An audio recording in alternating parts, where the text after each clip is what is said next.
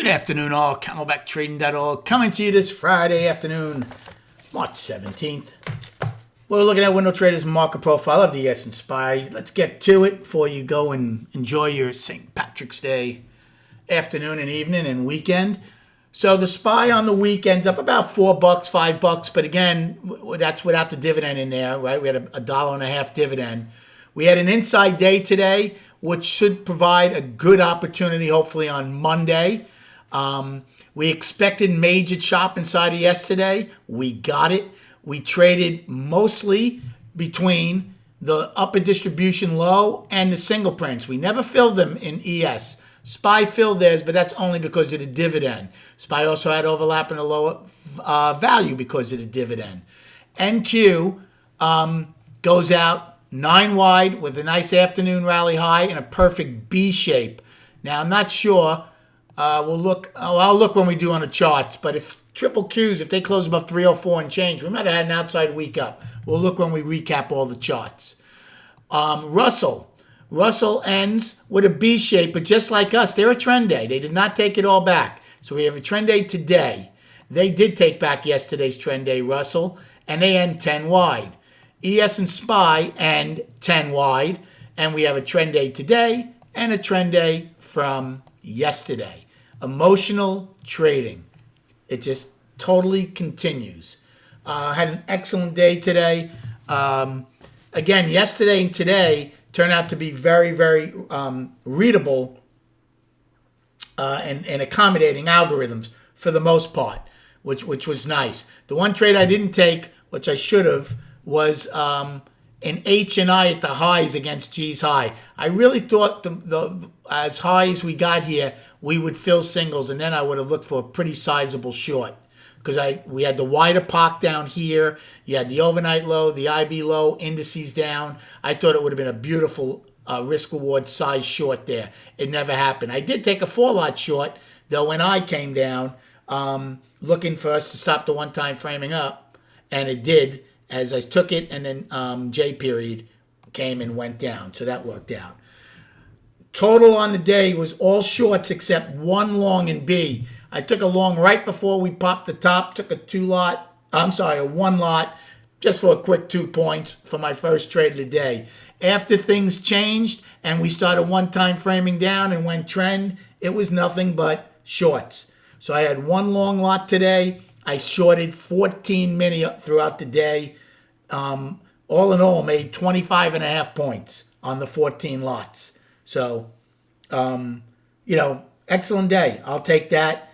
The majority, the big, I'm trying to think where I did my most shorting, was probably in B and, C and D, because we had the single prints and the one-time framing.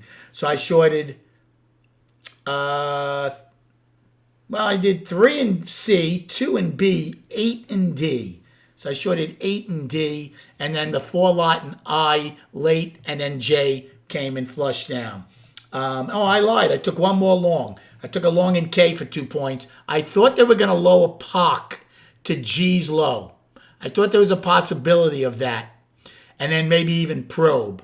But that didn't happen, so, but I did make I made money on a small 1 lot. So good day overall, good week. Look, it's our heaviest volume. It's our heaviest volume for weekly in probably since the beginning of the first half of last year. So I'll look at it when we do the charts, but it's got to be about 750 million. So excellent. We have our 6th heaviest volumes of the year in the last 6 trading days. Can't complain about that. One other thing.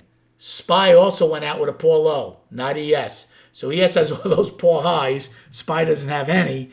SPY has a poor low. All right. Now, as far as destinations. Today, actually, I did not write down today's low in SPY, so give me 1 second. It was 3. So, all right, let's do the downside. SPY's downside is 388.55, which is today's low and a poor low. And then we have 386.29, yesterday's low. For the upside, we have today's 10 wide, 390.79. Then we have our single prints, 391.79 to 392.24. And today's high, 394.40. For ES, upside, we have 10 wide, 54.75. Single prints, 66 to 70.50. And then today's high of 92.50. And then for the downside, we have today's low of 32.50. And then we have the single prints that didn't get filled from the 16th, 32.25 down to 22.25, and then a daily low of 95. Now let's have some fun with these charts. We'll start with the little guy, right? The Russell, like we always do. Russell's got some issues here, my friends. Okay, you might be tired of hearing it. Hopefully not. But righty continues to go down below the August of 2018 all-time high.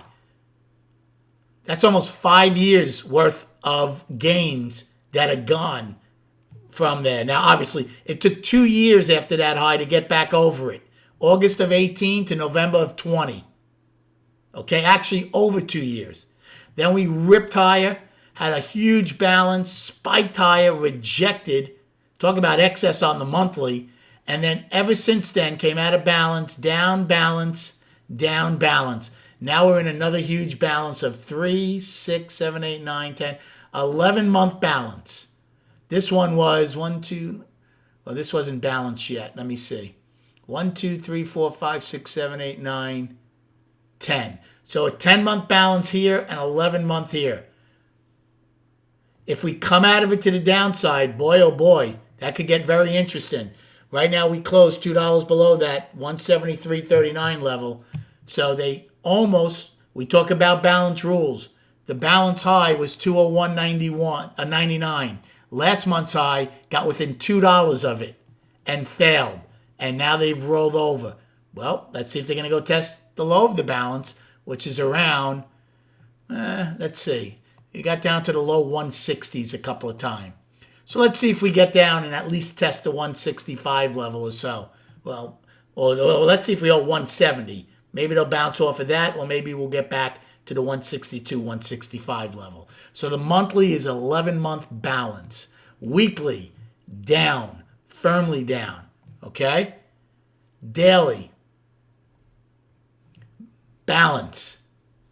So they were down, came back into a 3-day balance, right? When we went down, we ripped down those 3 days, back to balance. I'm still calling this balance. So for my money's worth, I would probably look how low how close these three lows are. They keep testing this level. So again, that 170 level is very important. If we break through this and this 170 level, you're going to go see last year's lows most likely of 162 and change. Keep that in mind. All you need is another bank to fail over the weekend, and you'll see that because there's so many banks in the Russell. So I would call the daily balance. So the monthly is balanced, the weekly is down, and the daily is balanced. Inside day also for Russell. Okay? They have an inside day just like us. So that's going to give you a good indication. If we come out of it to the downside, watch out. Now, let's go to triple Qs. Monthly is a 2-month balance for now because they haven't really gotten sucked into this previous balance, right? So for now, I'd call them a 2-month balance. Now, the weekly, did they finish with an outside week up? They did. So the weekly I would still call the weekly balance for now, basically encompassing this whole week, but it is an outside week up. So if it's truly going to get legs to the upside, we shouldn't have that much trouble taking out this week's high, and then I would call the weekly up, okay? But for now, I would call it balanced, but it is an outside week up, so that's positive. And then the daily is firmly up. So you see the difference between Russell and Qs right now. Qs are balanced monthly, but up on the weekly and daily. And they're above all three of their averages, the 20, the 50, and the 200. Again, a big difference between us and them.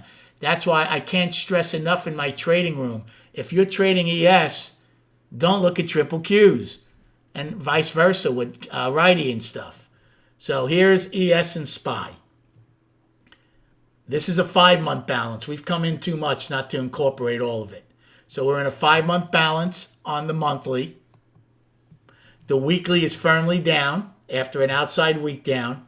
We're below the lower high trend line. So for bulls to get going, They want to take out last week's high to come back into balance and get above that line.